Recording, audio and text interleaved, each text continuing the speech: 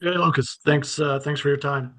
Course. Uh, tell us about what the past few days have been like, coming off a heavy defeat, and how you move on, not just physically, but emotionally. Um, yeah, a lot of reflection. I think the biggest thing as a club, as teammates, as coaching staff, as everything that we're doing right now comes with a lot of reflection of where we at, what we've done, and where we need to go. And I think I've done a lot of that, but at the same time, I think we need a lot of individual reflection. But I think it's come. We have to get a new energy for ourselves. We have to fight. It's one game. It's not what the train was showing we were going leading up to that game. We had some results, a great team in Cincinnati that we beat on the road. So we had a lot of things that were positive, moving in the right direction, and that was a game that I think a lot of people don't want to forget about, but at the same time they want to reflect on and take what we can from it. Imagine consistency is a big part of this. Going from the swing from a huge win at Cincinnati to the performance the other day. That part I'm sure has surprised you a bit. Oh yeah, I mean, none of us obviously go into any game thinking that anything like that is going to happen, and I think that the biggest thing we need to do is really be prepared for every moment, and I think that each individual has to take accountability for that in ourselves. Including myself, where I play defense. I'm a center back, and in the month of May, I think we did some good things as a back line, and I think we built on a lot of things that we want to keep continually reflecting on. But that was I wouldn't say an anomaly, but something that we want to, break away from. And I think Chicago did a lot of things that, were really good and hard for us to combat sometimes. They're extremely clinical. They punished us for our mistakes. We had a lot of giveaways that really came down, right down our throats right after. So, yeah, a lot to analyze, but at the same time, a lot to look forward to in this weekend. We're excited to be in Salt Lake and excited to really get after them and then take a couple days of rest. Thanks, Lucas. Yep. Next, we'll go to Dave Johnson. Hey, Lucas, can you, we're talking about getting energy. Can you use that energy of, no doubt, the anger of last weekend in a positive way to channel in the right way against Real Salt Lake? And what will be the key against that? Yeah, I think the energy that we have it has to build. This week we had to really create our own, really create an identity of like what we want to, how we want to respond, and a response is something that has to be actionable, something that we show to everybody, not only us but the fans that spent hard-earned money to be at that game this weekend, to show them that what we did in Cincinnati is what we can do at home, and we have to be able to support those people that spend, like I've said before, their own money, the money that they work hard to bring in to support us.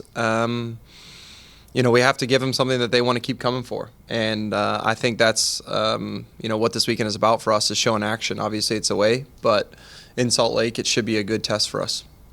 And you mentioned action. Saturday is probably another reminder you're not allowed to take a second off in any of these matches, because if you do, you'll get punished, even if you did some other good stuff. Yeah, absolutely. I think there was some little good things or some little things that we did well in the game, but at the same time, you in this league, it's a cutthroat league. There's a lot of good players that can punish you at any moments, and especially in the attack. And when we're not organized and when we allow a lot of space to attack us, that's when we can be vulnerable.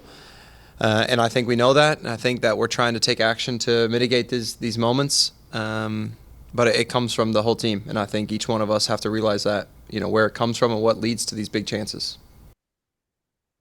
Thank you. And then next, we'll go to Bruce Murray. Hey Lucas, how are you? Good, Bruce. Hey man,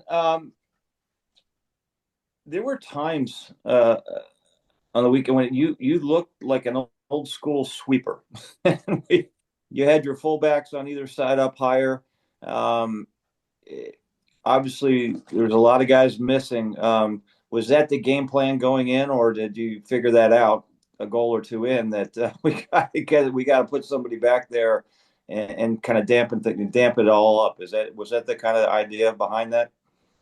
Yeah, I mean, it was not intentional. I don't want to play deep. I want to be aggressive. I want to be on the front foot. It's not my style of play that I prefer. But at the same time, you have to realize where you can mitigate, large chances. And to be frank, that's where we were exposed, a ton of space everywhere. And when midfielders can turn and run at you, when wingers can get space to tee you up to do what they want to do and what they're paid to do, it's really difficult when you're holding a high line. And I think we learned that. Quick giveaways when we're out of position is hard for us. When fullbacks go high and we're playing a back four, it's really difficult to manage space with just two center backs.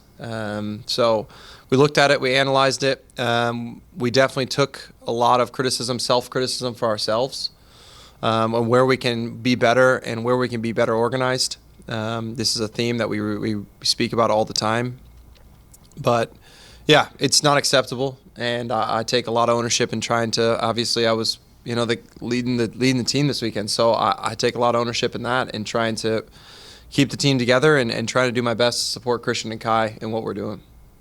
And on a lighter note, Lucas, I just wanted you to know that there's a whole bunch of kids from my son's team, Bethesda. They're going to be out there rooting you guys on. So you got a lot of support going out there. Oh, thank you, Bruce. I'm excited. Hopefully we have, this is not the first time I've heard that. I heard a couple families from the area as well that will be out there. So I know that there'll be support, and it's about how we respond this weekend. Awesome. Good luck, bud. Thank you so much, Bruce. And then we'll go back to Dave Johnson. And I've been around Bruce's kids. They're loud. So get ready for that support. Not like Bruce, though, Just wanted your thoughts on David Schnegg in terms of he's been with the club now a calendar year, and it seems like he's going from strength to strength and becoming more of a force, not only on the field but off the field. Yeah, absolutely. David and I have a really close relationship. We ride together almost every day to training, and we speak about a lot of things. But David and I would say, try to be like-minded in how we go approach our job and what we want to do. He's a fighter. He's a scrapper. He's a guy that wants to lead by example, and someone that I feed off for energy, for sure. I know he's not going to stop, and I know that every game he's going to be the highest on the list in meters covered every game. So that says a lot about who he is and the character that he has. He's a great guy, and I think that's a massive attribute to our club. Best of luck. Thank you. Then I'll just pass one person, Lucas. You lead the team in aerial duels with 105.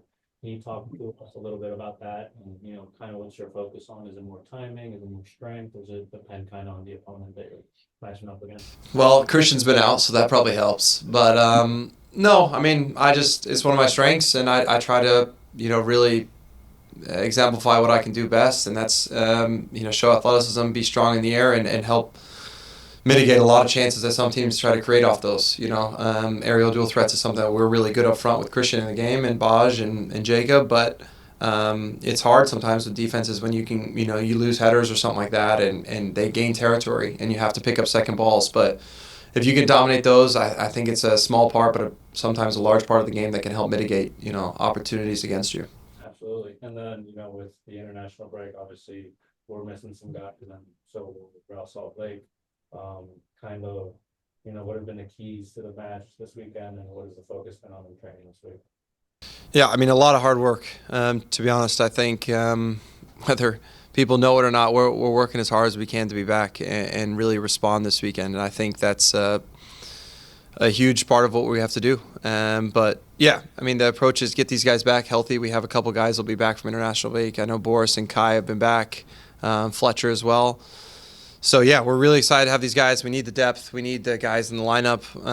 But obviously the opportunity for those still exists. Aaron's out and a couple other guys. So in Massa. So it's time for us to really show that and take action and take that opportunity with as much force and grace as you can to try to prove yourself. So a lot of us have stuff to prove still, and it's really just an opportunity for us to go to a team that hasn't really been as great as well in certain areas. So